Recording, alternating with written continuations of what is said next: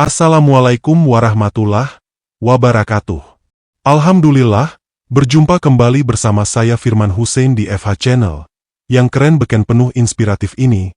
Semoga sobatku baik selalu sehat penuh bahagia, dan berlimpah karunia yang banyak, yang penuh keberkahan. Baiklah sobatku, di kesempatan ini saya akan menyajikan kisah tentang seorang pelacur terselamatkan dari masuk neraka, berkat menolong anjing. Bagaimana perjalanan kisahnya? Ayo langsung saja kita simak berikut ini.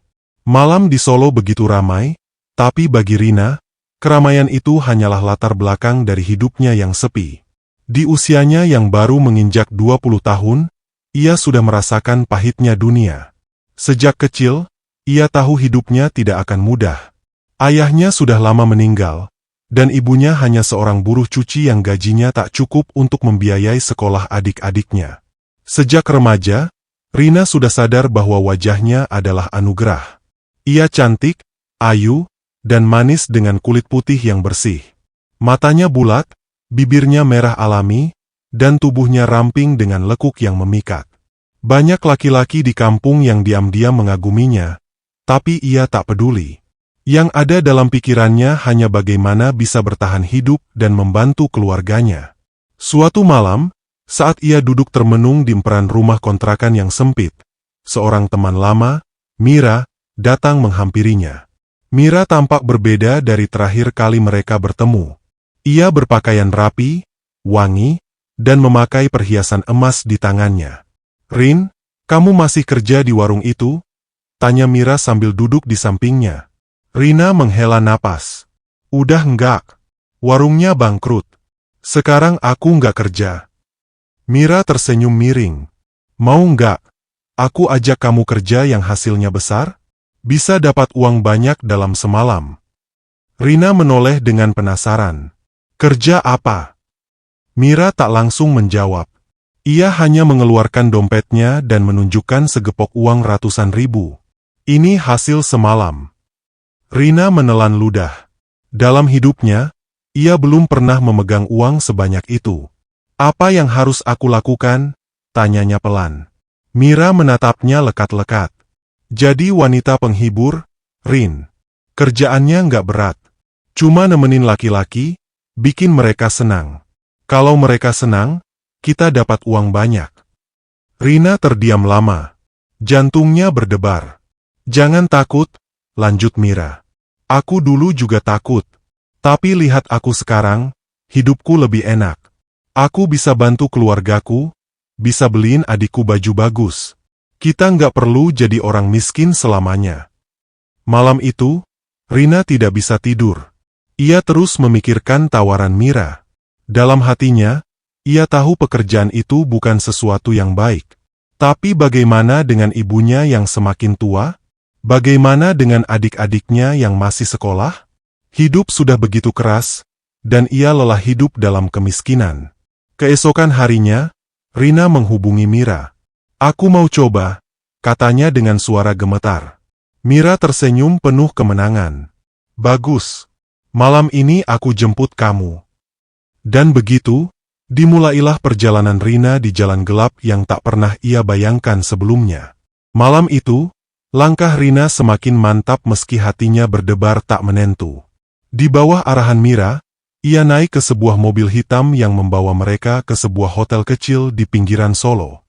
Suasana lorong yang remang dan bisikan samar para penghuni membuat Rina merasa seolah sedang memasuki dunia yang tak pernah ia bayangkan.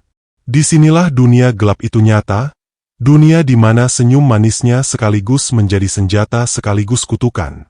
Setelah beberapa malam pertama yang penuh kegugupan dan ketidakpastian, Rina mulai terbiasa dengan ritme kerja yang tak kenal ampun itu. Di balik senyum yang selalu dipaksakan, tersimpan deretan luka yang perlahan menghimpit jiwanya. Setiap pria yang datang membawa kisah dan bayang-bayang kesendirian mereka, dan Rina pun menyerapnya semua dalam keheningan hatinya.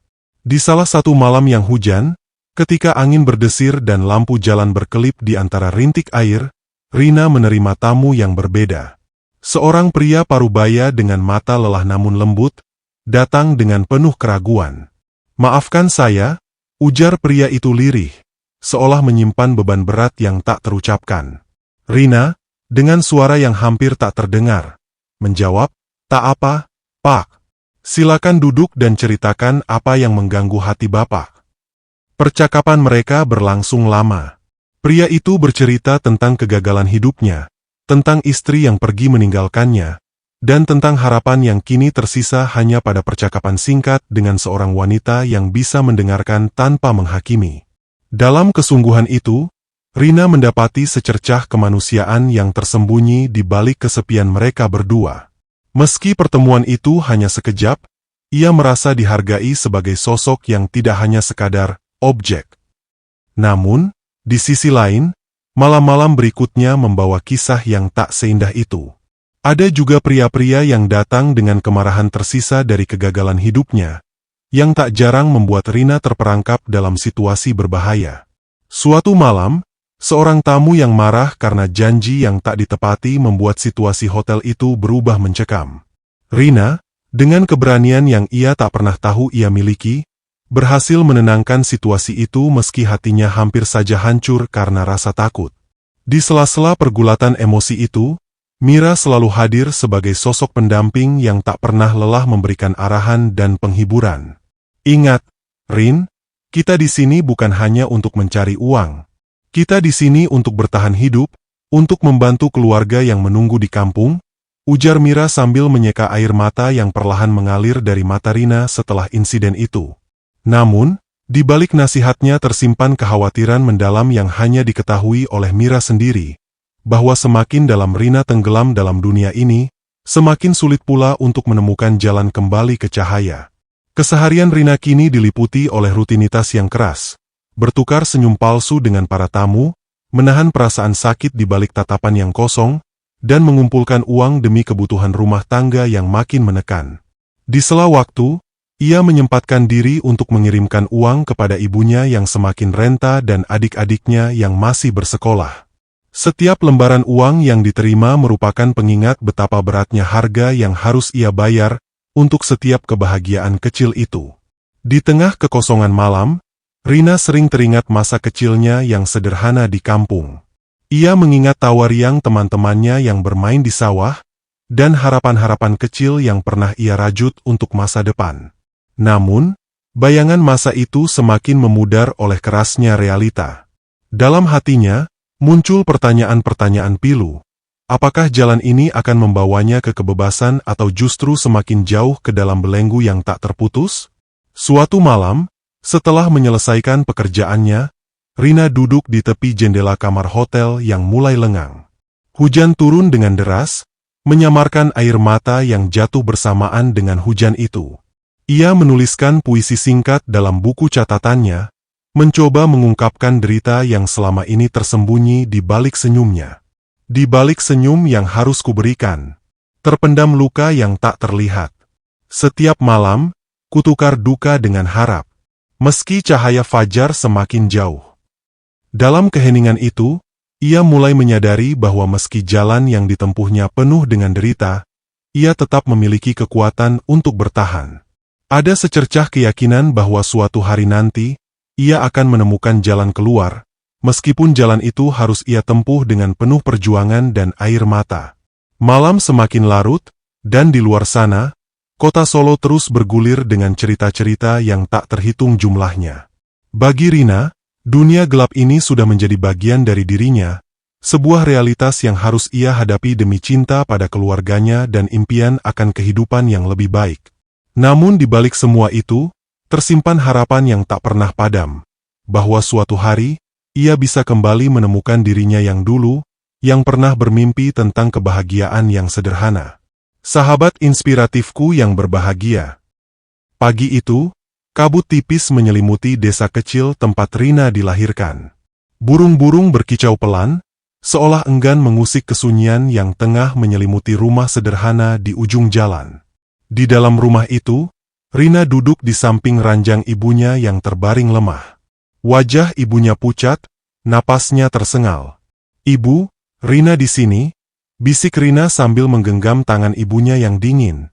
Dengan sisa-sisa tenaga, ibunya membuka mata dan tersenyum tipis. "Nak, Jaga adik-adikmu. Ibu titip mereka padamu. Air mata Rina mengalir deras. Iya, Bu. Rina janji.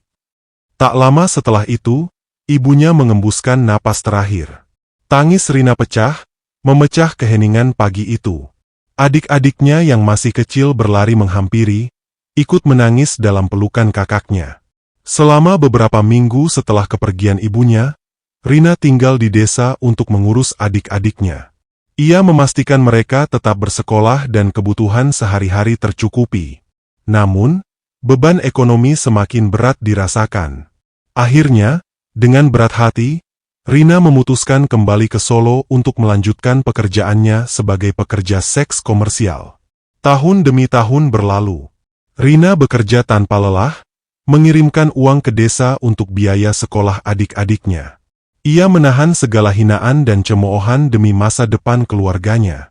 Hingga akhirnya, pada usia 40 tahun, semua adiknya telah lulus sekolah dan mendapatkan pekerjaan yang layak. Rina pun berhasil menabung cukup banyak untuk masa depannya. Dengan tabungan yang cukup, Rina memutuskan untuk pensiun dari pekerjaannya. Ia kembali ke kampung halamannya, disambut oleh adik-adiknya yang kini telah mandiri. Mereka memeluk Rina dengan erat, berterima kasih atas segala pengorbanannya. Di desa, Rina menjalani hidup sederhana.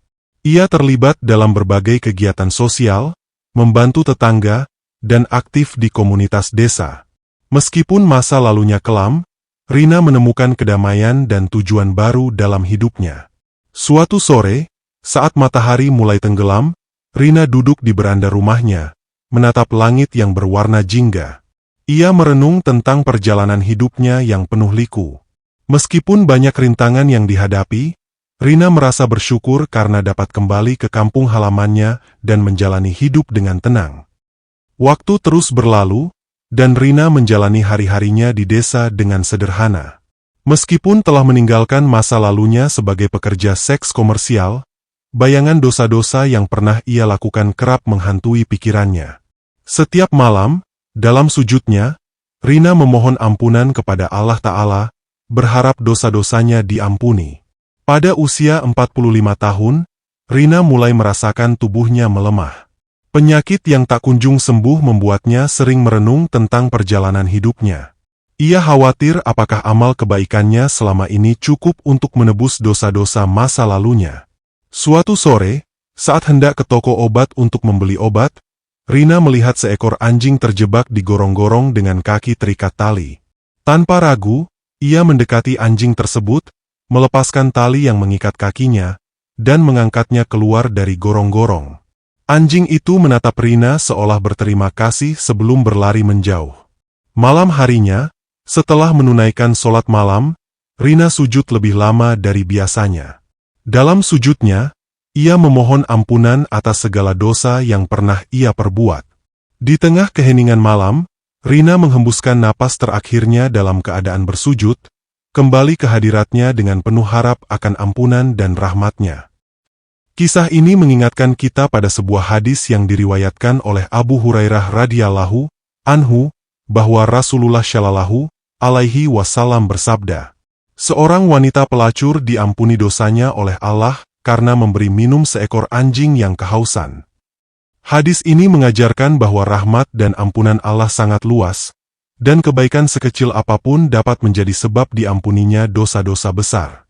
Namun, penting untuk diingat bahwa kisah ini bukan untuk melegitimasi perbuatan maksiat, melainkan untuk menunjukkan betapa besar kasih sayang Allah kepada hambanya yang ikhlas dalam berbuat kebaikan dan bertaubat.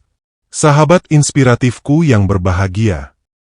Waktu terus berlalu setelah kepergian Rina, meninggalkan kenangan dan pelajaran berharga bagi masyarakat desa. Kisah hidupnya yang penuh liku menjadi bahan renungan bagi banyak orang. Suatu malam, Pak Ustadz, seorang tokoh agama di desa, tertidur lelap setelah menunaikan sholat malam. Dalam tidurnya, ia bermimpi melihat Rina berdiri di tepi kobaran api yang besar, seolah-olah api itu hendak menelannya. Tiba-tiba, seekor anjing muncul dan menarik Rina menjauh dari api tersebut, menyelamatkannya dari kobaran yang mengancam. Pak Ustadz terbangun dengan keringat dingin, terkejut dan merenungi makna mimpinya. Keesokan harinya, Pak Ustadz menceritakan mimpinya kepada jamaah saat pengajian. Ia mengaitkan mimpinya dengan sebuah hadis yang diriwayatkan oleh Abu Hurairah radhiyallahu anhu, bahwa Rasulullah shallallahu alaihi wasallam bersabda, seorang wanita pezina diampuni oleh Allah. Dia melewati seekor anjing yang menjulurkan lidahnya di sisi sebuah sumur. Anjing ini hampir saja mati kehausan.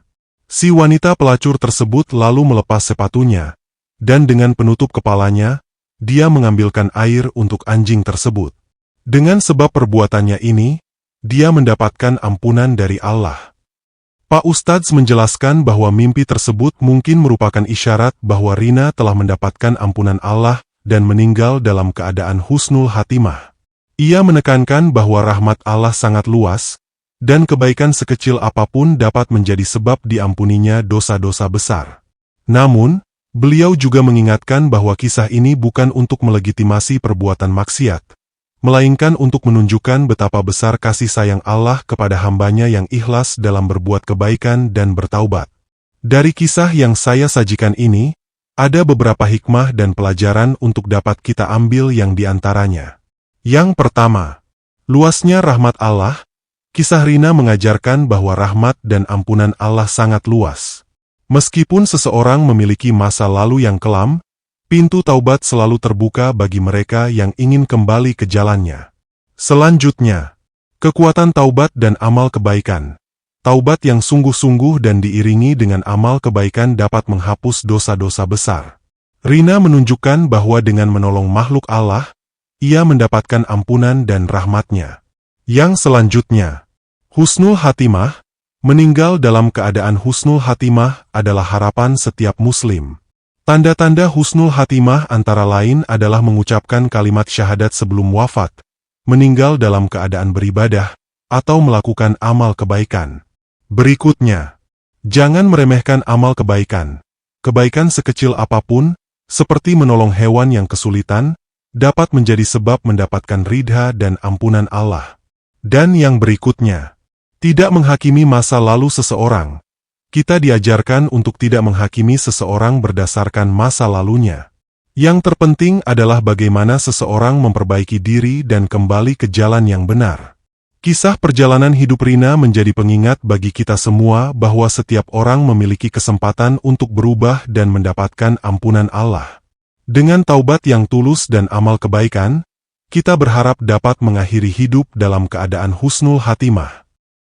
Demikian kisah ini saya sajikan, semoga bermanfaat, menambah literasi cakrawala berpikir kita dan menginspiratif untuk senantiasa berada dalam kebaikan, dalam naungan cahaya petunjuk Allah Ta'ala. Atas segala perhatian dan dukungan sobatku, saya ucapkan terima kasih, semoga menjadi nilai kebaikan, dan sampai berjumpa kembali di kisah-kisah inspiratif berikutnya. Wassalamualaikum warahmatullahi wabarakatuh.